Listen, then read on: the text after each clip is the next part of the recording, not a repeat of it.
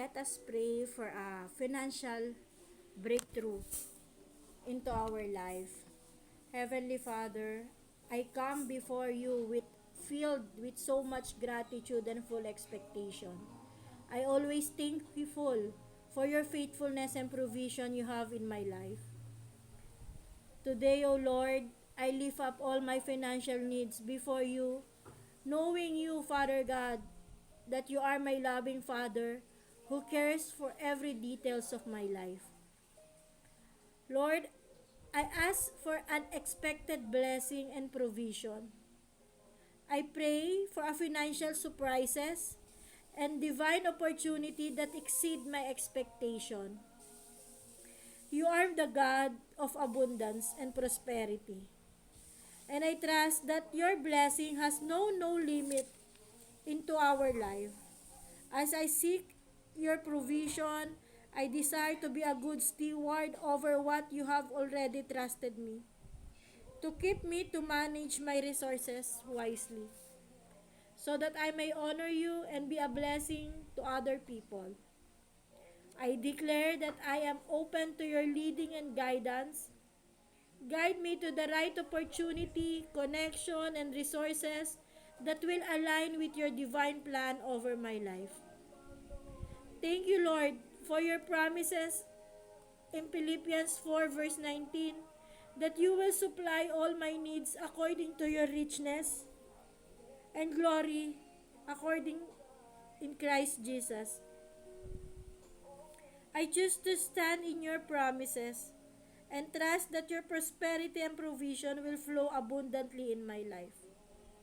May your grace and mercy and favor be upon me always as I walk in prosperity and walk in faith and obedience. I believe that you are my source and my provision, and I surrender all my financial concern into your loving hand. In Jesus' name, in the mighty name of Jesus Christ, Amen. Lagi natin pong panghawakan yung mga promises ni God sa buhay natin.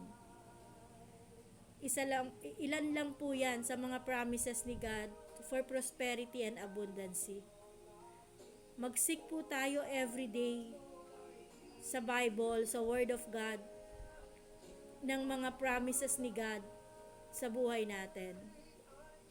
God is true. God promises will always stand. God is God. God is our Jehovah Jireh. Alam niya po yung pinagdadaanan mo, pinagdadaanan ko. Alam niya po yung pangangailangan natin. Kaya wag po tayong panghinaan.